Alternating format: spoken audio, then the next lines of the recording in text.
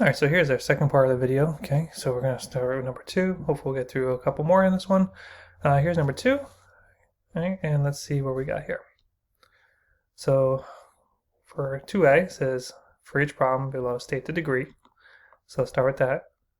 So the degree here is, I'm going to take, this is of the degree 2, this is of degree 3, and to find the degree, I'm just going to take the degree of both these factors here, and I got 2, this one's degree 2, this one's degree 3, so my degree is going to be 5. All I need to do is just add those up. Okay, if I were to FOIL this all out, x plus 4 and FOIL this, and then distribute an x minus 6 and distribute that 3 times, and then put that all together, you'll see you'll get a term that's it's going to read x to the 5th power, and then you'll be able to say, okay, well 5 is my highest degree, which is why it's a degree 5. If it's not in that form, it's in factored form here, then you can just add the exponents of both these quantities here. All right, then we're going to find the real zeros. So to find the real zeros, I'm going to take my equation and set equal to 0. Okay, you'll notice you can divide by 3 right away, and that's going to go away. So then you're just left with, when does x plus 4 squared equal 0, and when does x minus 6 cubed equal 0? Well, if I solve these individually, well, I can square root both sides here, and I'm left with x plus 4 equals 0, and then x equals negative 4. And then for this one, the x minus 6,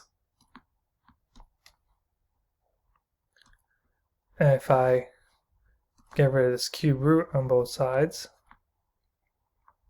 right, so I could cube root both sides to get rid of the cube, and then I'm left with x minus 6 equals 0 and x equals 6. We just have to be careful because since this was squared here, right, since this was squared, then at negative 4, I have a double root or a multiplicity of 2, right, a double root here. Since this one was cubed here,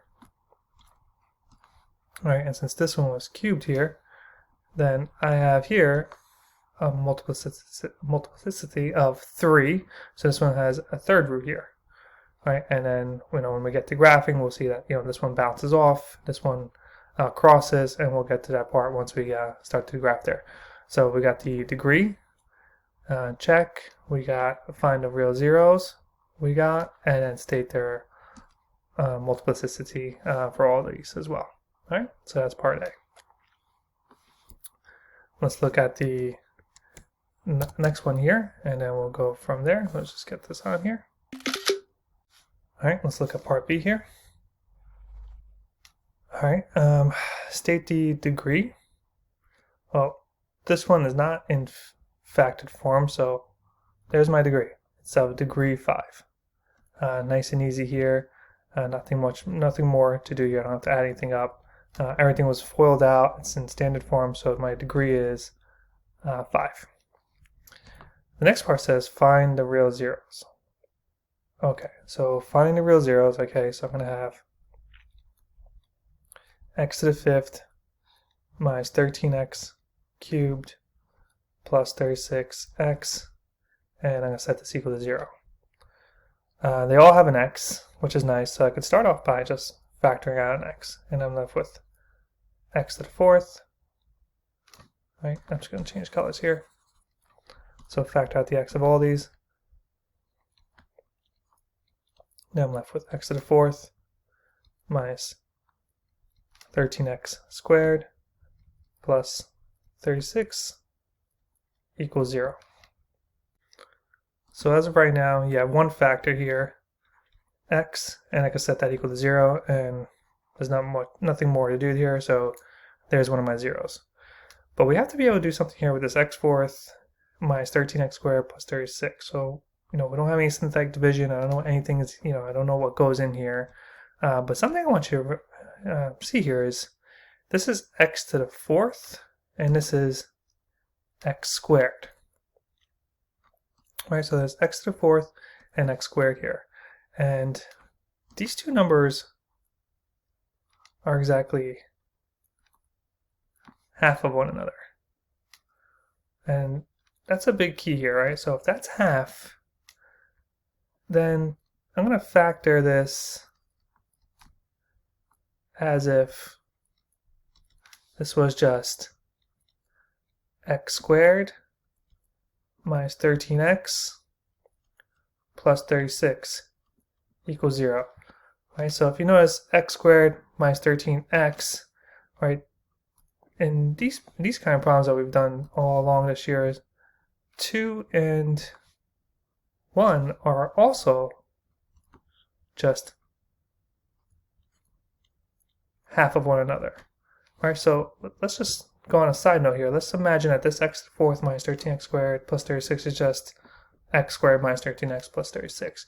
And how would we factor this? Well, we got factors of 36. All right, this is my leading coefficients 1 here, so that's nice. So I got x and x, and what are factors of 36 that add up to negative 13? Well, that's going to be x minus 9 and x minus 4, right? Negative 9 times negative 4 is positive 36, and negative 9 plus 4, negative 4 is negative 13.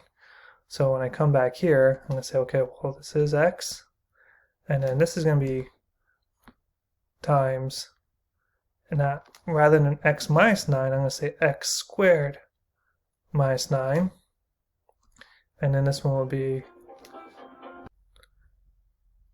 x squared minus 4. And then this, again, all this is going to equal 0. All right, so there's my big hint. You know, these exponents are half, and if they're not half, then this doesn't work. Okay, so look for that big hint here. And then once I'm here, then I'm just going to, I'm going to take each one of these and set them equal to 0. Well, there's x equals 0. Here's x squared minus 9 equals 0. And then here's x squared minus 4 equals 0. And you can solve this any way you want. You can bring over the 9, and then, if you want to bring over the 9, or just factor, and then take the square root of both sides, and you get x equals 3 and x equals negative 3. Or you could have chose to factor x squared, minus 4 into x minus 2 and x plus 2. And either one of these techniques would have worked for both of these. I just want to remind you of both of these. And you got x equals 2 and x equals negative 2. And again, it doesn't matter which one you chose, square root method or just factor method. And now you have x equals 0, x equals 3, negative 3, 2, and negative 2. You have the fifth degree with 5 zeros. Right? There wasn't any double roots here, so all the multiplicity of all these was just 1. Right? And there's your final answer. All right, here's number 3. And for number 3, I'm going to show you two different ways for doing this, okay? So we're going to find the value of k, and we know what we're dividing by, and we know the remainder is negative 5. All right, so x cubed, x squared, x to the first, all good. X minus 2 is linear, right? So symptotic division here all the way. So 2 on the outside, and I have 1, 2, negative k, negative 9, bring down to 1, and I also know my remainder is negative 5. So here's my first way. So there's my negative 5. That's my remainder. So remember, when you're doing this, you have, we're going to squeeze this in and see how we get there. So let's see how this goes. So we got 2 times 1 is 2, and 2 times 2 is 4, and 2 plus 2 is 4, and 2 times 4 is 8, and then we're going to have some number here, but we know that we have negative 5 here. So remember, this piece here, the negative 5, and negative 9, negative 5. So I'm going to add something to negative 9 to get negative 5. And what do I add there? Well, this is just going to be, plus 4. So this 4 goes here, right? Because negative 9 plus 4 gives me negative 5. And then I also know that, to get this number, to get 4 here, Well, I would have to take a 2 in the front, 2 times some number to get that positive 4. And what's that going to be? Well, that's just going to be, well, that's 2 times 2. 2 times 2 is what gives me 4. And now all I'm left with is, well, if I look at this piece here, well, negative k plus 8 must equal 2.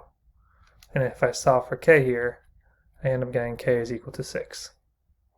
Alright, so that's one version. I'll show you a second version of this. Alright, the second version of this, and you could do it, again, I don't care which way you do it, as long as you're on the right track here. I got 1, 2, negative k, and negative 9. And I'm going to start out with 1 here.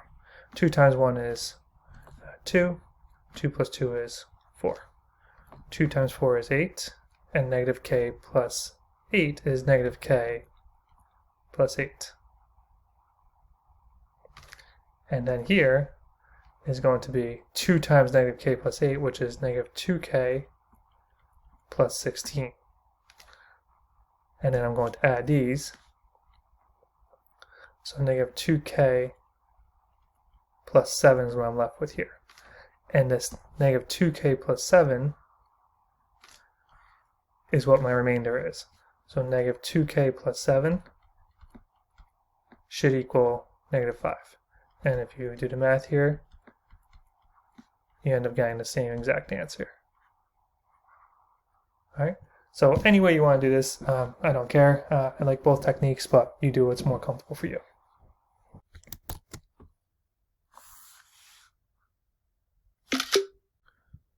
Alright, number 4 is next. Alright, so we're given one root, I is equal to 1, 0 is I. And remember, with complex roots,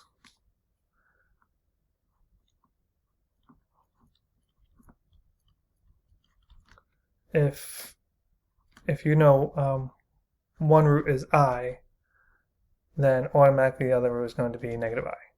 Right, so they always come in pairs. Right, these always come in pairs.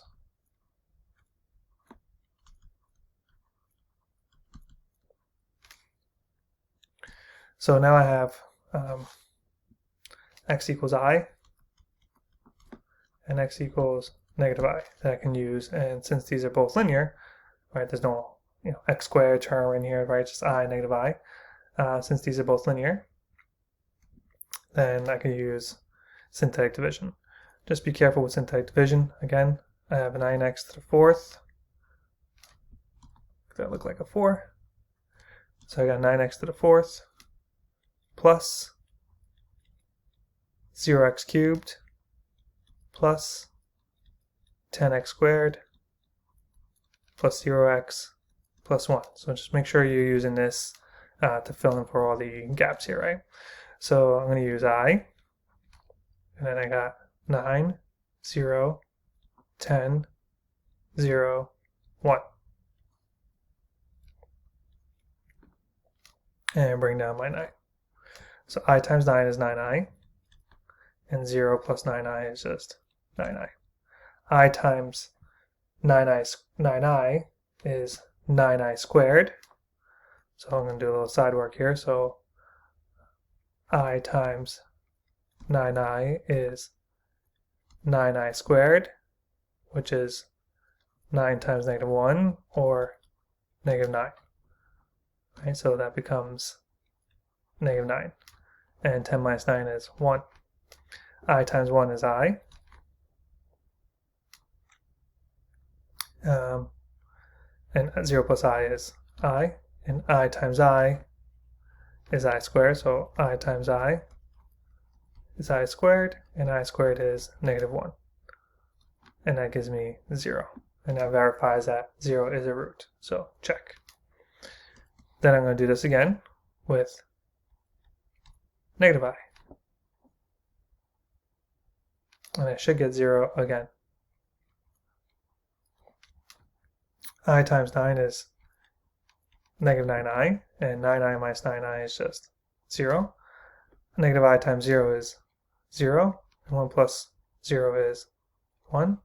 Negative I times 1 is negative I, and I plus negative I is 0. Alright, so I took the fourth root down to third root, and then down to x squared. So this is 9x squared. I'll write this out, plus 0x plus 1 equals 0, but you can just write this as 9x squared plus 1 equals 0. Alright, and this is going to help me find my last two roots here, right? Because I should have 4 roots altogether. So far I have 2 imaginary roots. So one does 9x squared plus 1 equals 0. Well, I'm going to have 9x squared plus 1. I'm going to subtract 1 from both sides. Yep. Again, 9x squared equals negative 1. Then divide both sides by negative 1. I get negative 1 over 9. And then lastly, square root. Anytime you take the square root, right, you're going to do plus or minus. And then you have a negative in there. And so it's going to be imaginary. So I, and then the square root of 1/9 is 1/3. So you have plus or minus 1/3, or I times 1/3, or I 1/3. So your roots here are x equals I, x equals negative I, x equals 1/3 I, and x equals negative 1/3 I. And there's your 4 roots of this function to the 4th degree here, right? So you have 4 imaginary roots. So in this case, when we start graphing these, none of these, you won't cross the x-axis at all. Alright, we'll call this one the last one for this video because we're almost at 20 minutes. Alright, so we're going to determine whether x equals 4 is a 0. Alright, so 4 is on the outside. Make sure everything's descending. So I got 1x to the 4th, negative 2x to the 3rd, 0x squared, minus 8x, and then you can put a 0 here at the end, but that's up to you. Okay, and then my last term there. Okay, and then 4. So remember, we have to end with a 0 here. 4, that should be a 1, sorry. And one more time. That should be a 1. All right, and then 4 times 1 is 4. Negative 2 plus 4 is 2. 4 times 2 is 8. 0 plus 8 is 8. 4 times 8 is 32. And 32 minus 8 is 24. All right, so we're not getting a 0 here. So that's it, and then we could do this last one, 4 times 24, but we're not going to get a 0 here. This is 96. All right, so not 0. Therefore, x equals 4 is not a 0. All right, because we need that. All right, that's not a 0 there. All right, so is this a 0 of the function? The answer is no. You could also very easily plug this into your function as a as a check, and as x and as 4 to the 4th minus 2 times 4 to the 3rd minus 8 times 4. What do you get when you plug that in? All right, so if you plug this into your calculator, you're going to get the same exact answer. F to the 4th is equal to 96, which just verifies that that's correct, and also verifies that this is not a 0. If you would have got 0 here when you plugged in, yes, you would have got this, but we're doing this with synthetic division. So nice, easy way to check on your calculator in case. All right, see you in the next video.